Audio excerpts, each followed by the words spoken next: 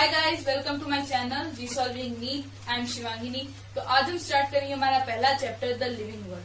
तो जैसे हम देखते हैं कि हमारी डेली लाइफ में हम घर से कोचिंग जा रहे हैं या ट्यूशन जा रहे हैं, तो हमारे चारों ओर बहुत से ऐसे प्लांट्स होते हैं, एनिमल्स होते हैं, बर्ड्स होते हैं, जो सब लिविंग है। तो वो सिंबल ऑफ लाइफ है।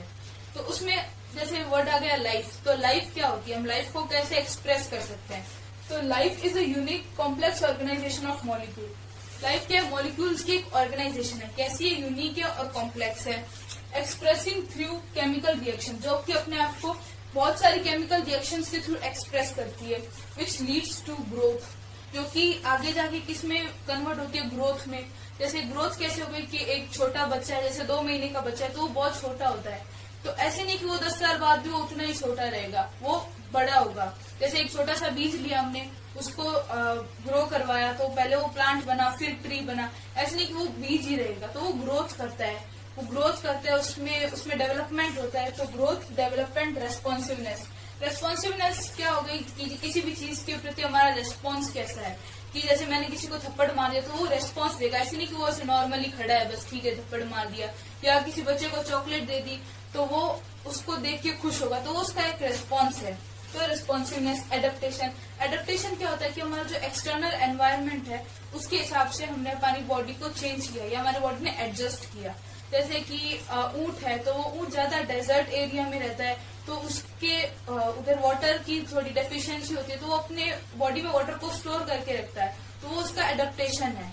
तो वैसे ही एडेप्टेशन हो गया, रिप्रोडक्शन हो गया।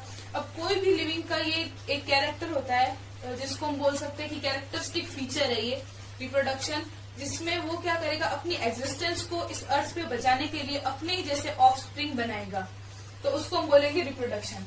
अगर वो ऐसा नहीं करता, जैसे कि कोई आम का पेड़ है, तो अगर उसमें फ्रूट नहीं लगेंगे, आम नहीं लगेंगे, वापस बीज बनेगा, तो ये प्रोसेस नहीं चलेगा, तो उसकी एग्जिस्टेंस इस अर्थ पे खत्म हो जाएगी। तो रिप्रोडक्शन भी जरूरी है। और इंटरेक्शन। तो इंटरेक्शन होता है कि किसी भी 2 लिविंग बींग्स के प्रति एक दूसरे के प्रति लगाव हो गया, तो उसको हम 2 लेवल पे देखते हैं। एक हो गया मैक्रो लेवल पे और एक हो गया माइक्रो लेवल पे। तो जैसे मैक्रो लेवल पे हो गया कि हम जो भी लिविंग बींग्स है वो झुंड में रहना पसंद करते हैं, तो अपनी स्पीशीज के साथ उनका एक इंटरेक्शन है, उनका एक बॉन्ड है, चाहे उसको हम फिजिकली मान सकते हैं या मेंटली मान सकते हैं, तो वो उनका मैक्रो लेवल पे उनका इंटरेक्शन है। और माइक्रो लेवल पे देखते हैं तो जैसे सेल्स है, तो वो सेल अपने साथ अपनी जैसी सेल्स के साथ इंटरेक्ट करके एक टिश्यू बनाती है, वो टिश्यू इंटरेक्ट करके एक ऑर्गन, फिर ऑर्गन से ऑर्गन सिस्टम और ऑर्गन सिस्टम से एक ऑर्गेनिज्म। तो ये पूरा प्रोसेस जो है वो इंटरेक्शन के बेसिस पे चलता है। और कोई भी ऐसी सेल नहीं है जो सबसे अलग है या वो किससे इंटरेक्ट नहीं करी। जैसे अगर 2 सेल है, ये 2 सेल है ए और बी, तो इन दोनों के बीच में इंटरेक्शन है। अगर बी को डिवाइड होना है तो ए उसको इंस्ट्रक्शन देगा कि तू डिवाइड हो। अगर बी ए के इंस्ट्रक्शन के बिना आगे डिवाइड हो रही है तो उससे इंटरेक्शन टूट गया, तो उससे क्या होगा, उसका डीएनए म्यूटेट हो जाएगा। और जो कि हम डीएनए म्यूटेशन को कॉमनली बोल सकते हैं कि कैंसर के चांसेस बन सकते हैं उधर, तो वो एक तरह से हार्मफुल है। तो इंटरेक्शन कहीं भी टूटता नहीं है नॉर्मली लिविंग्स में। तो कोई भी लिविंग ऐसा नहीं है जिसका इंटरेक्शन वो शो नहीं करता, चाहे वो मैक्रो लेवल पे करे या माइक्रो लेवल पे, पर वो इंटरेक्शन शो करता है। तो हम देखते हैं कि लिविंग के कैरेक्टर्स क्या क्या होते हैं। तो लिविंग के टोटल 5 कैरेक्टर्स होते हैं, जिनको हम इस ट्रिक से देख सकते हैं, ग्राम्स।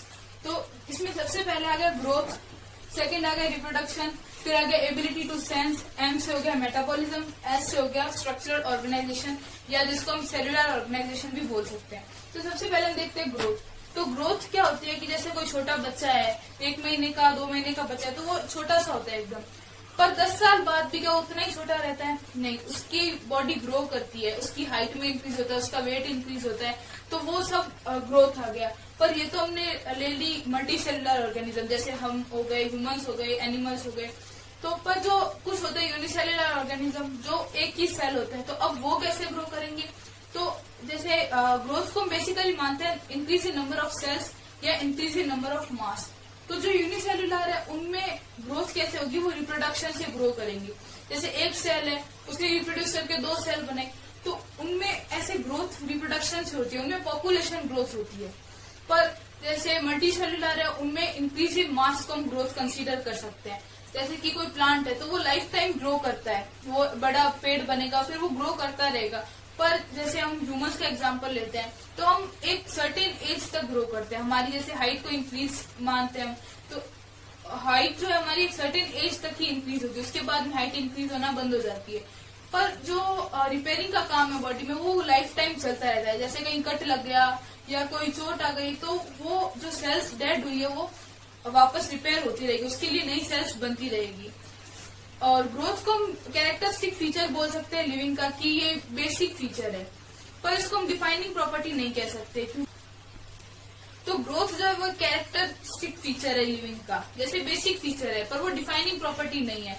जैसे कोई लिविंग है, जैसे स्नो माउंटेन्स होते हैं तो उनमें जैसे बर्फ गिर रही है तो उनसे बर्फ उस पे आके इकट्ठा हो रही है, तो उसका मास तो इंक्रीज हो रहा है। जैसे सैंड ड्यून्स होते हैं, रेत के टीले, उनमें कंटिन्यू मिट्टी आके वहां पे इकट्ठी हो रही है, तो उससे उसका मास तो इंक्रीज हो रहा है, पर उसमें ग्रोथ तो हो रही है उसके मास में, पर वो लिविंग नहीं बना। तो उसको ऐसे इसको ग्रोथ को हम डिफाइनिंग प्रॉपर्टी नहीं कह सकते कि जिनमें ग्रोथ हो रही है वो सारे लिविंग है, ये हम नहीं बोल सकते। तो एक कैरेक्टरिस्टिक फीचर है पर डिफाइनिंग प्रॉपर्टी नहीं है। नेक्स्ट हम लेते हैं रिप्रोडक्शन। रिप्रोडक्शन क्या होता है कि हर एक ऑर्गेनिज्म में एक टेंडेंसी होती है कि वो अपने जैसी सिमिलर प्रोजेनी बनाता है, जिससे उसकी जो स्पीशीज है उसका एग्जिस्टेंस रहे। जैसे हम कोई भी ऑर्गेनिज्म है तो वो अपने जैसी प्रोजेनी बनाएगा, अपने सिमिलर, ताकि उसकी जो एग्जिस्टेंस है वो इस अर्थ पे रहे। तो रिप्रोडक्शन बहुत सारे दो तरीके होते हैं इसके, मेनली सेक्सुअल और एसेक्सुअल। सेक्सुअली तो जो हायर प्लांट्स एंड एनिमल्स है वो सेक्सुअली रिप्रोड्यूस करते हैं, और जो लोअर है जैसे यूनिसेल्युलर ऑर्गेनिज्म होते हैं वो एसेक्सुअली रिप्रोड्यूस करते हैं। एसेक्सुअल मेथड्स में बहुत सारे होते हैं, जैसे स्पोर फॉर्मेशन हो गया, फ्रेगमेंटेशन हो गया, बडिंग हो गया और ट्रू रीजनरेशन हो गया। तो जिसमें ऐसे एनसीईआरटी में एग्जांपल दे रखा है प्लेनेरिया का। प्लेनेरिया जो होता है वो ट्रू रीजनरेशन शो करता है, मतलब उसका अगर एक छोटा सा पार्ट अपन कट करके रख दें तो उससे वो पूरा एक ऑर्गेनिज्म बना लेगा। ये प्रॉपर्टी उसमें होती है, पर हमें जैसे ह्यूमंस में प्रॉपर्टी नहीं होती। अगर हम किसी का हाथ काट के रख दे तो उससे पूरा एक ऑर्गेनिज्म या पूरा ह्यूमन नहीं बनेगा, पर ये प्रॉपर्टी प्लेनेरिया में होती है, इसको हम बोलते हैं ट्रू रीजनरेशन। और बाकी जैसे एल्गी और फंजाई हो गए, ये सब स्पोर फॉर्मेशन करते हैं, और हाइड्रा हो गया ये बडिंग करता है, यीस्ट भी बडिंग करता है। तो ये इनके अलग अलग एग्जाम्पल्स है रिप्रोडक्शन के, पर इसको भी हम कैरेक्टरिस्टिक फीचर ही बोलते हैं। ये एक बेसिक प्रॉपर्टी है लिविंग की, पर एक डिफाइनिंग प्रॉपर्टी। तो ये रिप्रोडक्शन जो है वो एक कैरेक्टरिस्टिक फीचर है लिविंग का, कि एक बेसिक फीचर है, पर डिफाइनिंग प्रॉपर्टी नहीं है। क्योंकि जैसे म्यूल होता है जिसको हम नॉर्मली खच्चर बोलते हैं, तो वो रिप्रोडक्टिवली इनएक्टिव होता है, वो रिप्रोडक्शन नहीं कर पाता। और जैसे इनफर्टाइल ह्यूमंस हो गए तो ये इसके एग्जांपल्स होते हैं। वर्कर बीज हो गई तो वो रिप्रोडक्शन नहीं कर पाते, पर इसका मतलब ये नहीं कि वो नॉन लिविंग हो गए, वो लिविंग है पर वो रिप्रोडक्शन नहीं कर पाते। तो ये भी एक नॉन डिफाइनिंग प्रॉपर्टी है। ठीक है, तीसरा हम लेते हैं ability to sense. Ability to sense क्या हो गई? हमारी कॉन्शियसनेस, कि हम एनवायरनमेंट के प्रति हम रिस्पॉन्ड कर रहे हैं, हम कॉन्शियस है कि जैसे कि कोई गर्मी है तो हम ऐसे नहीं कि गर्मी में स्वेटर पहन के बैठे हैं, या तो हम उसका सही तरीके से सेंस करते हैं, उसको कॉन्शियस है, हम उसके प्रति रिस्पॉन्ड करते हैं ठंड को, या जैसे कि गर्म तवे पे अगर हमने हाथ रख दिया तो ऐसे नहीं कि उस पर रखा है, हम उसको हटा लेंगे थोड़ी देर के बाद में, या तुरंत ही हम उसको हटा लेते हैं, तो वो हो गया हमारा रेस्पॉन्ड हो गया। तो उसको बोलते हैं एबिलिटी टू सेंस। ये सिर्फ एनिमल्स में नहीं, प्लांट्स में भी होती है। जैसे बहुत सारे ऐसे प्लांट्स होते हैं जिनको हम कट करते हैं तो उनमें से एक लिक्विड आता है जिसको हम लेटेक्स बोलते हैं, तो वो भी उनका रेस्पॉन्ड है। और एक प्लांट होता है जिसको बोलते हैं छुई मुई का जो पौधा होता है, उसको हम टच करते हैं तो उसकी जो लीव्स है वो अपने आप सिकुड़ जाती है, तो वो भी उसका रेस्पॉन्स है हमारी एक्सटर्नल स्टिमुलाई के प्रति। ठीक है, तो ये एक डिफाइनिंग प्रॉपर्टी है एबिलिटी टू सेंस। ये सिर्फ लिविंग में ही होता है, नॉन लिविंग में ये नहीं होती। ठीक है, फिर आता है मेटाबॉलिज्म। मेटाबॉलिज्म क्या होता है कि रिएक्शंस होती है जो हमारी बॉडी में बॉडी की जो सेल्स होती है उनमें ये होती है। तो ये दो तरीके की होती है, कैटाबॉलिज्म और एनाबॉलिज्म। ठीक है, कैटाबॉलिज्म जो होती है वो ब्रेकिंग डाउन रिएक्शन बोलते हैं उनको, और एनाबॉलिज्म को फॉर्मेशन। जैसे प्रोटीन जो है वो अमाइनो एसिड में टूटा तो उसको हमने बोल दिया कैटाबॉलिज्म, और उन्हें अमाइनो एसिड का जैसे सीक्वेंस चेंज करके हमने नया प्रोटीन बनाया तो उसको हम बोलेंगे एनाबॉलिज्म। तो जो मेटाबॉलिज्म है ये भी एक डिफाइनिंग प्रॉपर्टी है लिविंग की, ये सिर्फ लिविंग सेल्स में ही होती है। पर जैसे इसको हम बोल सकते हैं कि एक कंडीशन लेके हमने लिविंग सेल्स को इन विट्रो एनवायरनमेंट में रखा। जैसे टेस्ट ट्यूब होती है उसको बोलते हैं इन विट्रो एनवायरनमेंट, तो उसमें हमने रखा तो उनमें मेटाबॉलिज्म हम देख सकते हैं। तो उसको ऐसे नहीं बोलेंगे कि ये लिविंग के बाहर भी होती है, नहीं, क्योंकि वो जो सेल्स है वो लिविंग सेल्स है। अगर वो हम नॉन लिविंग सेल्स लेते तो उनमें मेटाबॉलिज्म नहीं होता। तो ये भी एक डिफाइनिंग प्रॉपर्टी है। फिर आता है स्ट्रक्चरल ऑर्गेनाइजेशन, या जिसको हम सेल्यूलर ऑर्गेनाइजेशन भी बोल सकते हैं।